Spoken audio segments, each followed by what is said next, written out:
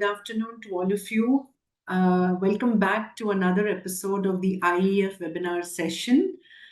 We have another set of eminent guest leaders with us today with an interesting topic. While we've been speaking about a lot on women, diversity, skilling, upskilling, talent, education, I think today it's just about to discuss whether all of this is able to create or rather transform into happy places. And yes, that's what our title for today's webinar is about: unveiling and navigating happy places at workforce, along with how do we look at involvement, navigating the employee involvement and the talent acquisition in the age of AI era today. With us, we have two eminent guest leaders, Dr. Soni Sharma and Ms. Smita Yadav. Before I introduce you to both of them, let's understand what is that we're going to speak today and what is that will be a takeaway for today's viewers. In a rapidly evolving landscape, the quest for organizational success has taken center stage. Work is just no longer a source of livelihood, but a combination of value, wellness, and all about making a difference to one's personality. For employers, it is also a long term engagement. And for employees, the involvement is higher rather than just being engagement. The idea of boosting productivity and creating a sense of fulfillment has become equally important. This webinar today is here to explore the concept of happy workplaces, shedding light on the transformative power of employees' involvement while also navigating the complexities of talent acquisition in the age of generative AI. We'll also try and understand why engagement strategies are becoming outdated and how involvement is emerging as the cornerstone of organizational culture. Additionally, we are here to explore the future of talent acquisition, examining how AI is reshaping the process of recruitment, hiring, the challenges and the difficulties in practicing through AI, and how we can build diverse and inclusive teams. Thank you for joining us for an enlightening discussion on redefining the workplace happiness and staying ahead in the age of AI. I would like to now welcome quickly our two eminent panelists. We start by introducing Dr. Soni Sharma, Associate Professor, Business Communication, Asian General Business and of Business Research. Dr. Soni Sharma is specialized in the area of training and development with emphasis on soft skills training. In her last 20 years of teaching and training career, she has experience of teaching French, German, and English as professional languages of communication. She is a bachelor's honors in English from University of Delhi and master's from Jamia Islamia Mill. She has completed her master's in philosophy and PhD from IGNOU University. She is also on the editorial board of International Journal of Transformation in English and Education. She has co-edited a book on innovation, technology, and developed by Bharati Publication. She has authored multiple books in foreign languages and communication skills and delivered immense projects across the national and international executive and management development programs across the globe. So countries like Indonesia, Malaysia, and Germany. She has also delivered many sessions on campus for multiple corporate institutions, for executive trainees, and also of mid-level institutions. She's also done multiple work with banks to deliver communication and lot of training sessions on employee engagement. She's multilingual, and the knowledge of her multilingualism enriches and enables her teaching with innovation. Welcoming you, Dr. Soni Sharma. We are so happy to have you here with us. Thank you, Munira. And my apology that how come my profile is too lengthy. As an academician, we write a lot in everyday activity, and the profile also needs a lot of culminations and incorporations of information. Apologies to other panelists. Absolutely, we are more than happy and We are proud to have you with us, and I'm sure all the readers have a lot to take back post session as well from you. So, thank you very much. We have next with us Ms. Smita Yadav. Smita Yadav is in the current capacity of the HR business partner head with CDK Global. Smita is a result driven HR practitioner. She possesses more than 16 years of progressive experience in entire HR business partnership, learning and development, and total rewards. 11 years of which are at complete HR leadership level. She has a proven track record of working in a highly matrix driven structure, driving and implementing programs, interventions, and initiatives for people supply chain that enable business success. She has data driven and hands on experience in her approach. Smita holds significant work experience and interaction at senior level management globally. She also brings in a multicultural exposure, having traveled to various countries such as US, Sri Lanka for transformational assignments. She's been constantly contributing towards building high performance organization, also recognized under the Great Places to Work, strategized, designed, and implemented the employer brand, various diversity, equity, and inclusion programs. Smita delivers a lasting value by building a digital ready people digitization organization rich with diversity and cultural values. Welcome you, Smita, to our session today. Thanks, Munira. It's a pleasure to be amongst all of us and share and exchange our thoughts and work towards a better community and spread happiness in the world. Wonderful. Great. So let's begin an interesting session, and I hope that our viewers and listeners have a lot to take away. We've been talking a lot about employee engagement and involvement, partnership, and an inclusive work culture. But I'd like to ask, both Smita and Dr. Soni about how do you differentiate, or is there really a difference between employee engagement and employee involvement? And how do you see both of these very differently today being transformed by organizations? So, quickly starting with you, Smita, and then we move to Dr. Soni. Sure. Thanks, Munira. And that is a very interesting and pertinent question to begin, today our meeting and discussion. So, see, what happens is when we want to engage our employees, right? When we want to ensure that they're having good time professionally, personally, while they're associated with the organization, we usually, go for some catch-up sessions with the leaders. There is some exposure towards, connect with the leaders. And then there is also this aspect of having fun in office. So there are a lot of fun activities which are conducted month on month, right? But when we talk about involvement, that's where the belonging aspect comes into picture, right? When we are making certain decisions, as in when we are looking at revamping our rewards and recognition portal, right? I mean, now we are working with 4 different generations in one, office floor, and it's very important that we do a little bit of customization.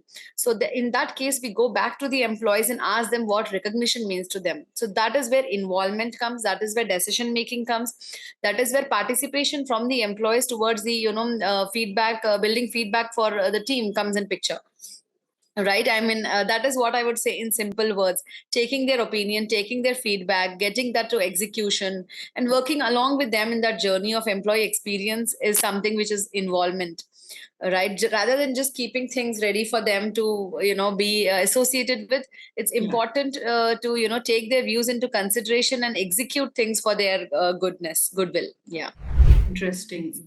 Dr. Soni, while you want to touch upon the points of, is there really a difference between employee involvement and employee engagement? From a student perspective, do you see that they are ready for something like this and they are more keen towards employee involvement rather than just being engaged by companies? Munira, I totally second opinion of Smita. But in my opinion, I believe it's employee engagement and employee involvement could be little narrow term. Let's talk about organizational engagement. How in the entire organization they are trying to engage and involve employee. And first and foremost, whenever, like even from students' perspective, when they join us, if they are working with us, so we treat them as a professional since very first day. But how do we allow them to speak? as Smita has already shared, that this is, communication is extremely important. It's just not a subject to be taught, but it is a subject to be implementation. Whenever the moment we start talking about engagement, involvement from any end, it's just not employ. The moment we talk about holistic development, holistic environment, mental well-being, it is not possible without dialogue, without conversation. So the moment we talk about engagement, we need to ensure clear communication, be it between a student, faculty, or a student, an employer, between lot of association of employee and also the organization. Is organization really creating a benchmark or an environment or giving a platform for any sort of employees, whether they are new employee, older employee, to put forward their thought process, or are they really confident and clear to communicate their seniors, their reporting manager? That is where I have felt a big lacuna in India specifically, as Smita has also worked extensively, and she must have seen in Western, like we teach culture communication, and we also follow Hopstead cultural dimensions. So the moment you will talk about engagement and the relationship and etc., culture automatically comes. So if you go to West, you will see it doesn't take them even a second entering into boss room and putting forward their opinion. In India, a lot of bureaucratic systems are there. So entering into a boss chamber, it takes even a person a lot of courage. First of all, they will muster the courage. Oh, today I decided to speak to my boss. I'm into this problem. So the engagement there only and the involvement stops. The moment your employee starts thinking that I need to cross a threshold or I need to cross a hierarchy to meet my boss, taking an appointment, or possibly the boss is not available every time to meet. So that is where we are talking a lot of employee engagement and involvement on papers. Now, these schools, like where we are working, we started working on mentoring things to improve the engagement and employment with the students. I don't know how industry is looking into the mentoring, how they are mentoring their employees. Do they really, the bosses are treating themselves like mentor? Otherwise, I believe engagement or involvement was only will be limiting to the papers until a boss or a senior reporting officer, they do not treat their employees subordinates like a mentor, and they have clear cut open door policy, and they are open for any sort of dialogue. True. Keeping away their so I think prejudices. Yes. Good points to be shared. And while we discuss about how organizations are, transforming the employee engagement, I think from what I gather, what Smita and Dr. Soni, you both have tried to mention. I think the start point is engagement, and then it leads to involvement. Because without engaging, you can't involve someone. I mean, just let's take an example of us today. IEF has engaged us for this webinar, and now we are involved in it.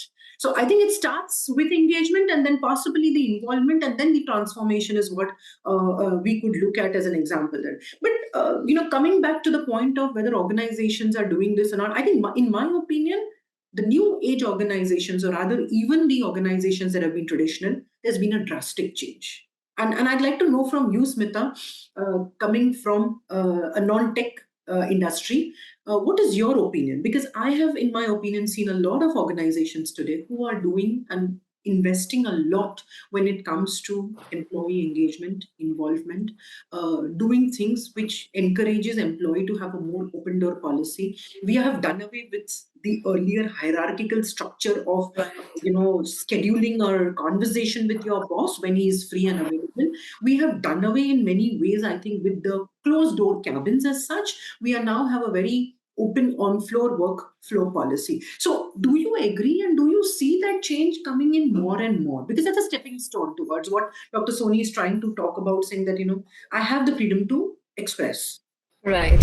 So, of course, Munira, we have come a long way is what I believe, from Yeah. where we all started, right? I mean, right now, if you see in most of the organizations, the diversity ratio is somewhere touching 42%, right? And that is because we include the fresh talent as well.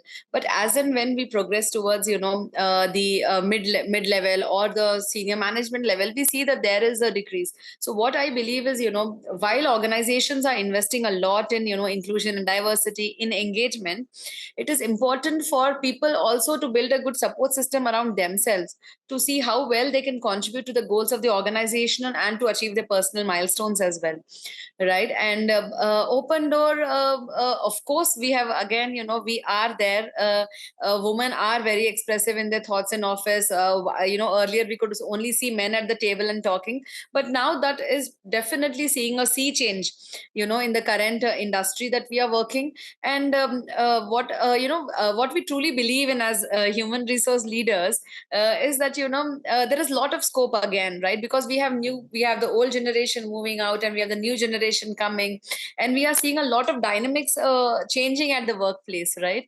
And when we look at the industry outside IT as well, we see a lot of, entrepreneurs getting, women entrepreneurs taking center stage, right? And we are very inspired by that as well. And open door leadership, coming to your point, definitely, we are, HR around the globe, I say, are, making efforts in building the right values in the organization, building the right culture, making space for the teams to, occupy their positions, grow in their roles, and mentor each other. Coming to Dr. Soni's point, there's a lot of mentoring which has started in, the industry, in the organizations, but again, there's a long way to go, Soni, Dr. Soni. We definitely need some more, organizations coming forward to explain the importance of what mentoring does. So, right now, when we understand the trainers coming in talking, what is the essence of it? That needs to be coming out of those conversations with the training organizations. Okay, thank you, Smita, for your views. And I'll come back to you on that. And let's take the view of understanding that, as more and more talent, or rather more and more educational talent, is going to infuse into the workplace culture, we are now seeing AI, which is influencing the entire talent landscape, And I'd like to know from Dr. Soni saying that, what are views on adaptation to AI by the young talents or young students before they enter into the workplace? Is this something which has already started in most ways? While I know that there is not 100% adherence to this, but do you think that AI today and tomorrow will become the key? To enter the workforce talent under any role, under any capacity. What are your views on that? And then we kind of look at a question following to Smita about saying that, how are organizations using AI strategies to recruit better? Are they facing any challenges? So let's look at the two sides of the coin. I certainly agree this, and AI has reshaped the talent acquisition, the landscape of talent acquisition and talent management. And it has rather killing the job or cutting certain job. What I have tried to convince future generation that it is creating a lot of other avenues as well. As you had seen in my profile, I'm a trainer as well. I have never seen AI has replaced me as trainer. I'm still getting a lot of offer opportunities as trainer. So when our students are coming into human resource and joining this course, now yes, recruitment is one section where AI is helping massively, certainly, and in shortlisting as well. But the moment we talk about training, finding right talent, it is still that human, they are helping the organization. So now even our courses, our lecture should be AI oriented. So we as faculty, we are taking the trainings, and also we enable our students who are going to enter into industry, like tools like NLP, AI, generative tools, which can help them to create dashboard, or also to understand predictive analytics, how they can understand candidate matching. So such exposure we try to provide them during internship.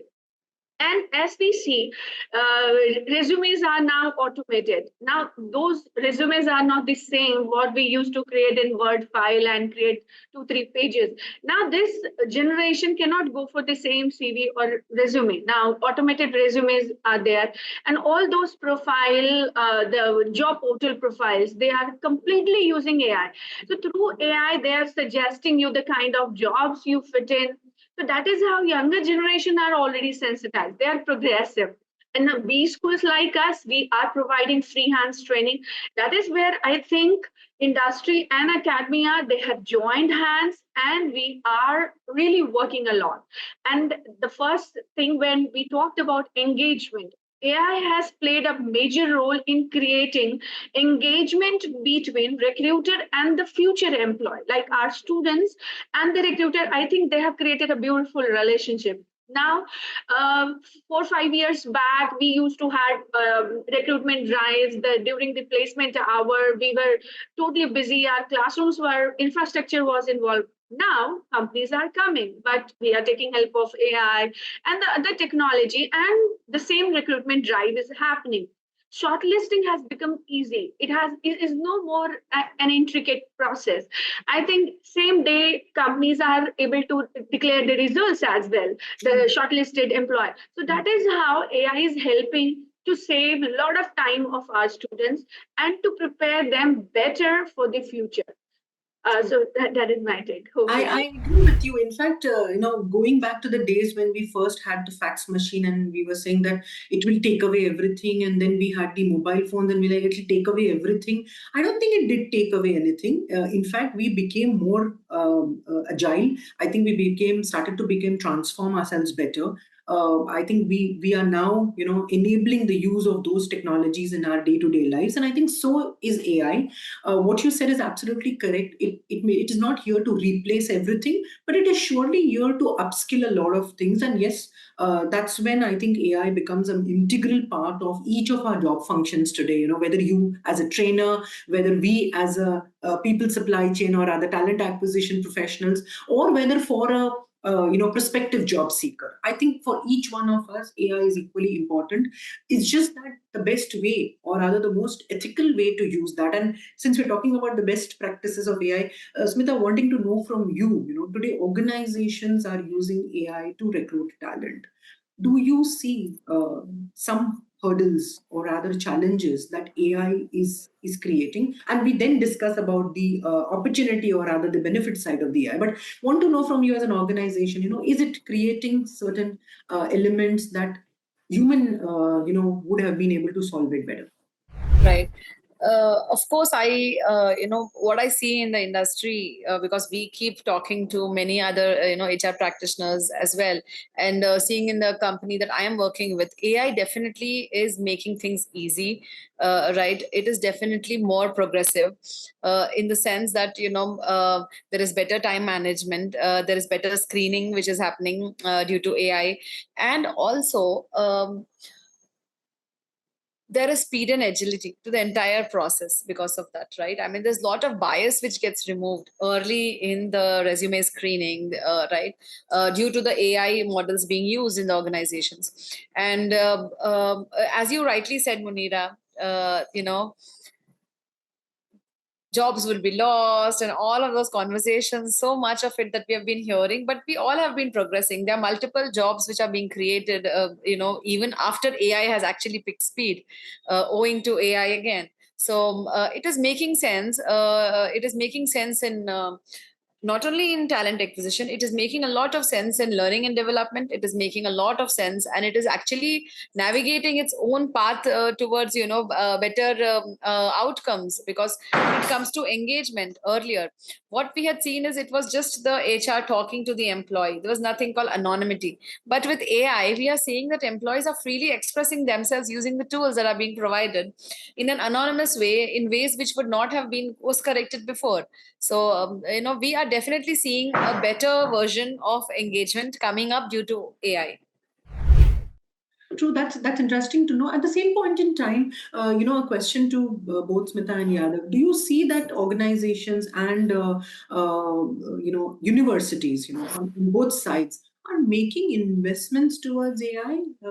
Is it going to be something which is going to be fully adapted to, and we still, organizations are constantly evolving and making investments in AI? I mean, Smita, what is your take on that? And Dr. Soni, what is your take on that from the education standpoint of it? Munira, fully adaptation, we are still little, will take time. We are into transition phase. Sure. And academics education industry, they take little time. Of course, we are not that adaptable, and we don't move one channel to another quite swiftly. We take our own time to integrate. But yes, we have integrated a lot of system, as I told you, in talent acquisition and management, and a lot of other new, like analytics, HR analytics is a subject now, which has become compulsory part of human resource, which was not there 3-4 years ago. So human resource was only organizational behavior. This was the human resource, organizational behavior, recruitment, retention strategy. Right. And performance management. These were 4-5 subjects which were part of human resource. But now analytics has entered into human resource. Yeah. Isn't it a very good sign that our student, they are pre-prepared, and almost all the educational institutes, they are teaching analytics to their students, and they are definitely training them in generative AI. And we had also seen the practices of chatbot. We had seen the practices of other AI-driven virtual assistant, and also latestly what we have introduced in interview. Like now, there is a tool, AI tool, which takes mock interviews. So we have already introduced into our classroom pedagogy. That is how our human resource students are well sensitized. Right. And as we can see, we cannot deny certainly the impact of AI on job market. But it is, as Smita rightly said, and you also suggested, that it's about upskilling, reskilling. And now we are making better, beautiful, or more videographic presentations, or more catchy presentation with the help of AI. Or we are recording it, or we can use AI to make our teaching powerful, or possibly it is saving time. Like as an HR manager, if our students are writing email or writing email confirmation letter, so through AI now, we have AI, I think ChatGPT 3.0, ChatGPT 4.0. So every month, latest version is coming. Yeah. So that is also saving a lot of time, like report writing, email writing, a lot of communication which is happening within the organization. So that is how we are trying to pre-sensitize our generation the moment they move into the industry. True. Interesting. That also leads me to another question, Smita, that while most of these students and today's job seekers adapt to AI, and right from resume building to doing a lot of things where AI intervenes, and Dr. Soni just spoke about the various versions of ChatGPT, ethics become a very important aspect here. Yes. And I'm not sure, but maybe a few years down the line, I may not be doing this moderation. It may be my avatar. And I don't think an audience will even possibly get to know about it, that an avatar is doing a moderation. Hence, speaking about ethics today, as an organization, or rather, the community of companies, do you see that there are a lot of unethical practices being adopted by job seekers?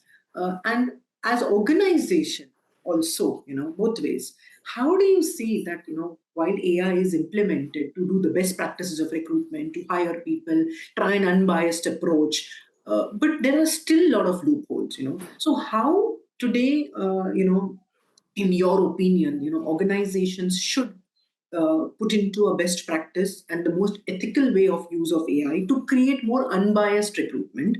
And from a student perspective, or rather the employee perspective, what do you think? I mean, what would be your strong message to all the job seekers out there? So both sides of it. Sure.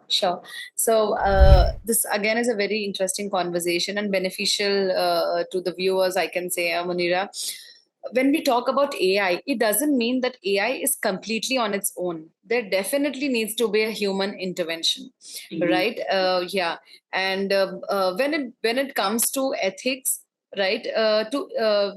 there are many ways by which organizations, because we have failed and succeeded, I can say. We tried, we failed, and we succeeded.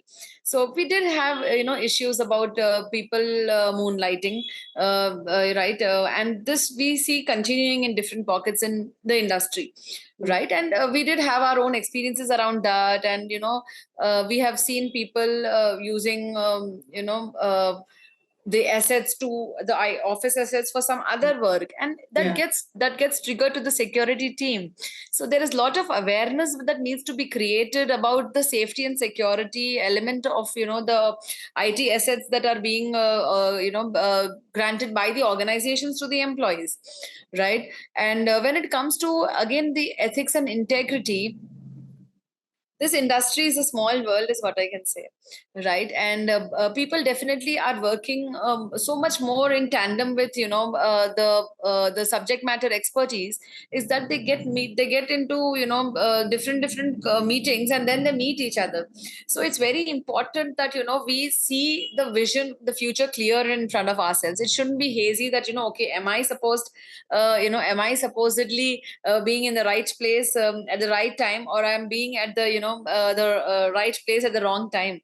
So it's very important that we make a clear stand up about ourselves, that where is our goal, what do we need to do, and where do we need to stand. Because even anybody, we all progress to become leaders, and when we become leaders, it's important to see that our conscience is completely clear. And we have because people nowadays also understand, to be honest, when somebody puts a chat GPT in an email, we know that this is not what this person has written by their own thoughts. True. It truly comes out that okay, they have used some chat GPT to write this email, or to write their self appraisal for that matter. So Absolutely. Yeah. right, because we as leaders, human intervention, we talk so much, and then when we see certain words being used in a simple email, it is clearly clear that okay, probably they are taking help from chat GPT, right? And when it comes to learning, right, I mean, there is no shortcut to learning, there is no Yeah. shortcut to growth. Everybody will have to go through a certain struggle, challenging opportunities, and only then they can shine bright.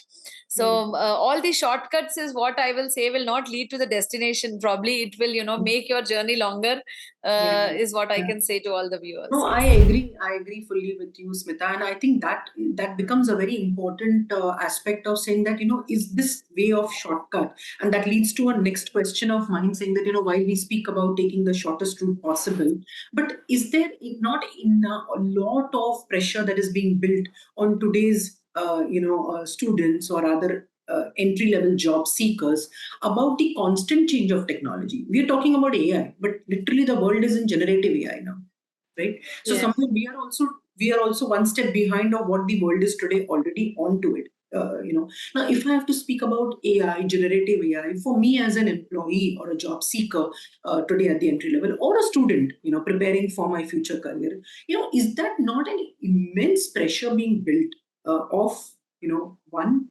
learning these skills, which means, do I have time to learn these skills? The education system is on the move constantly, and I need to be in that particular post curriculum methodology of coming out as a prospective employee to be hired. Third most important, by the time I finish my education and I'm out, the skill sets have changed. 60% of the skill sets are no longer the same. Also, what skill sets I am learned and I'm adapting to what my company is looking at does differ a lot. So, how to deal with this kind of a situation now?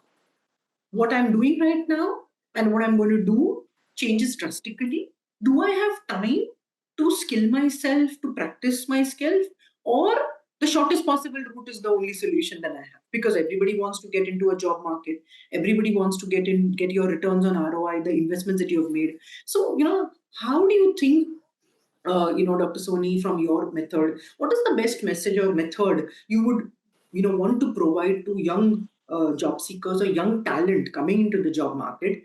What is that they should best do, and which is the ideal method to kind of look at where they may be able to bridge the gap between what the organizations want, what they have in offerings, and what they should be constantly upskilling themselves on?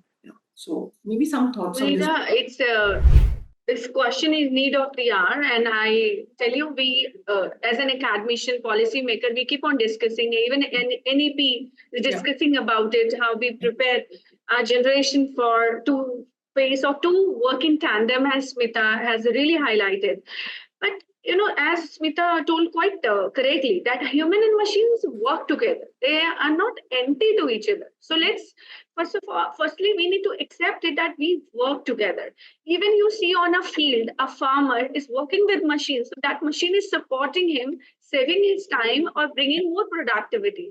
Machine doesn't aim to kill the productivity of the job of farmer rather than support.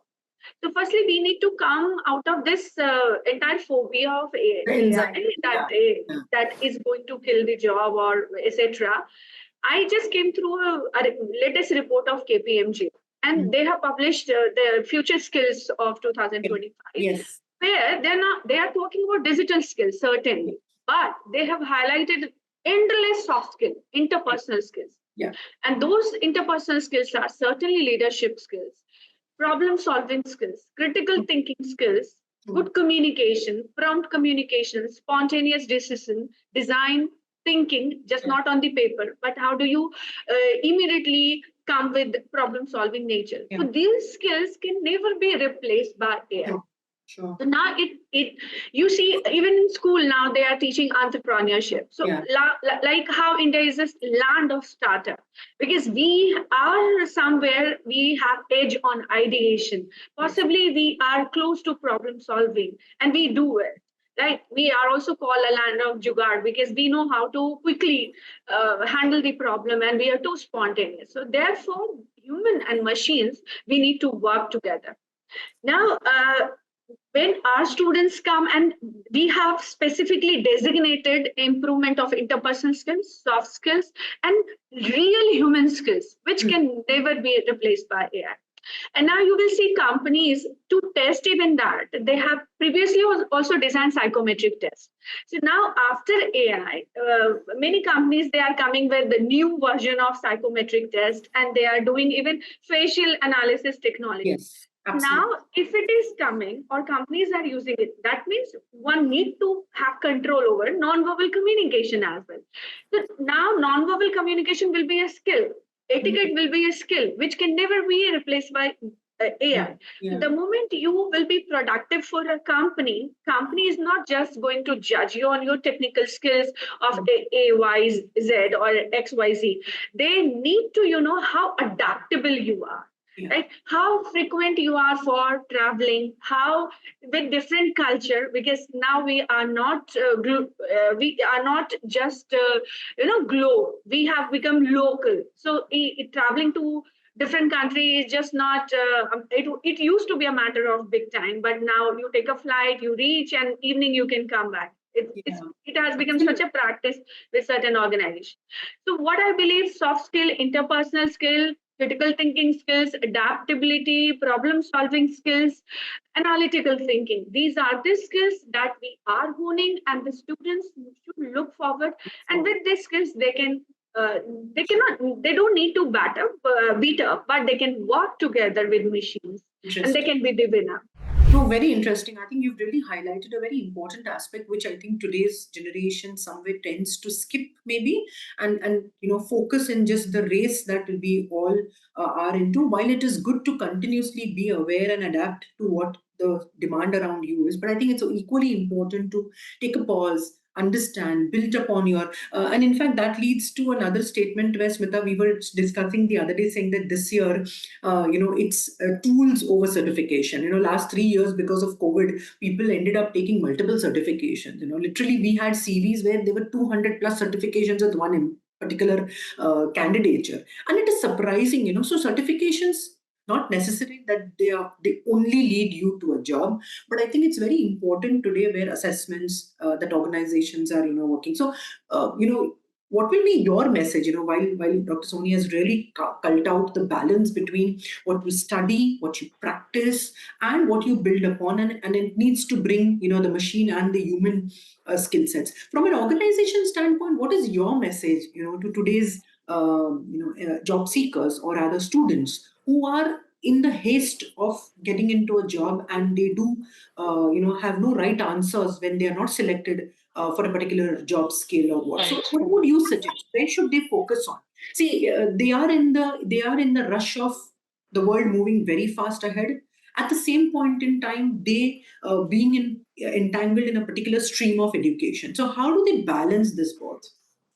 Right. So I must say that Munira has, come up with some great questions, something which is beneficial to the viewers, to the industry leaders as well.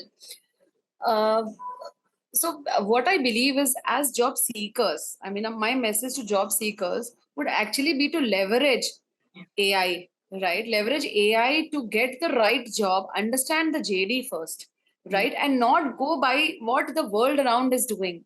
True. What is something that once we understand the market, it is very important to narrow down what are our strengths and how can we make a difference to our lives, our professional lives, right?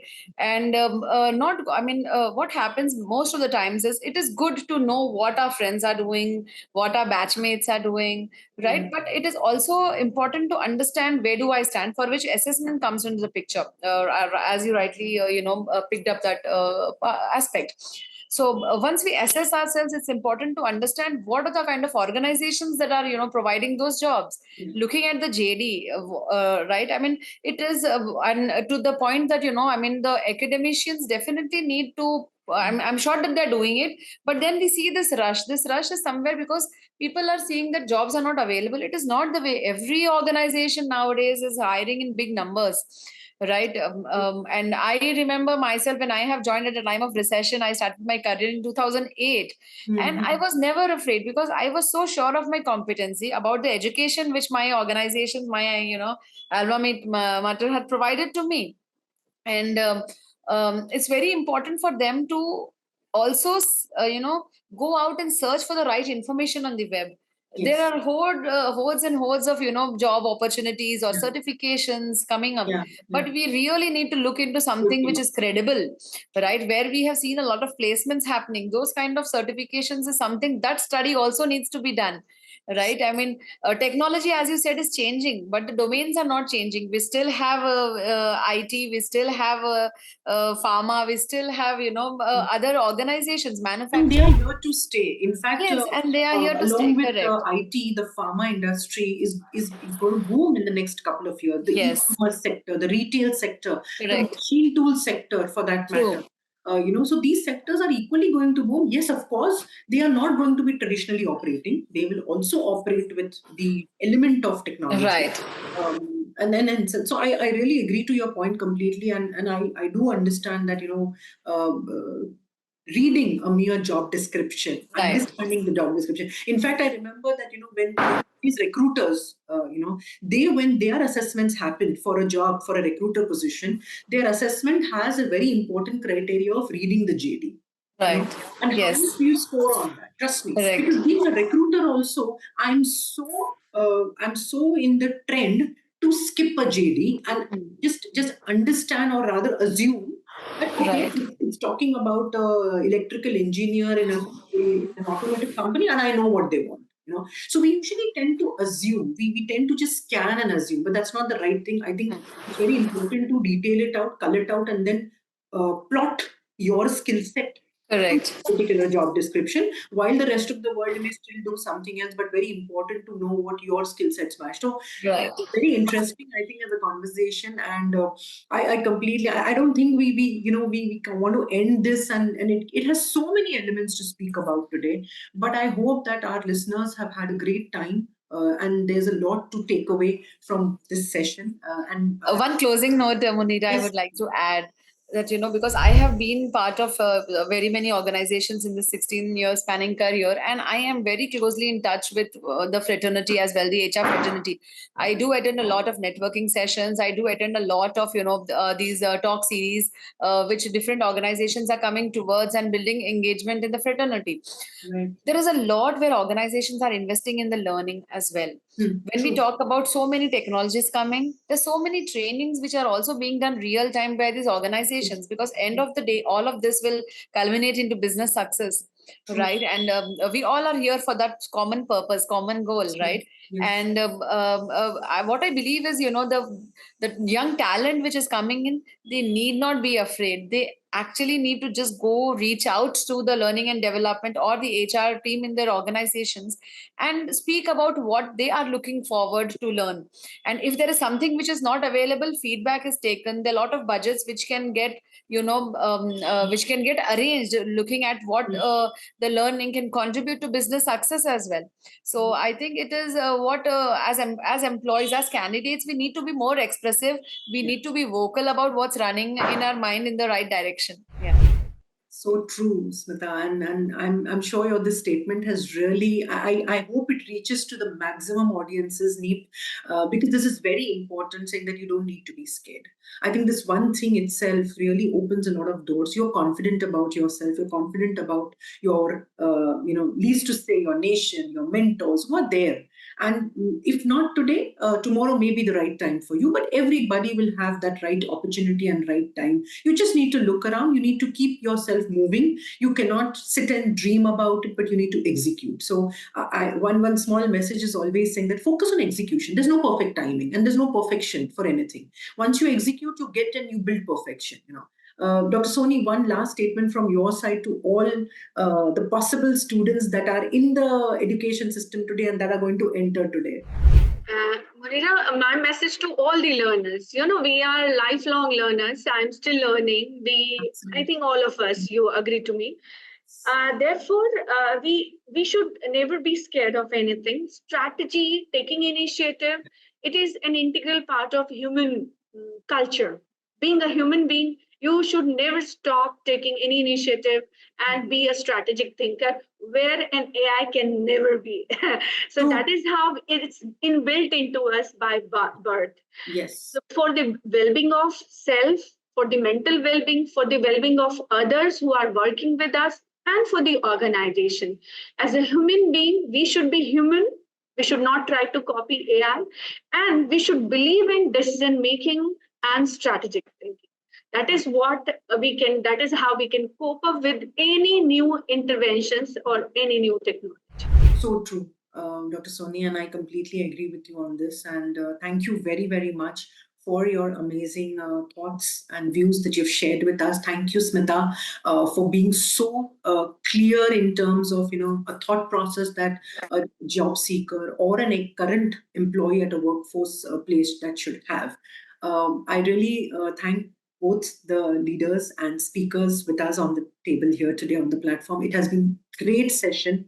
And I hope that we can do many more such sessions, a small way of contribution back to the society in our own way. Thank you very much to the IEF team for organizing this.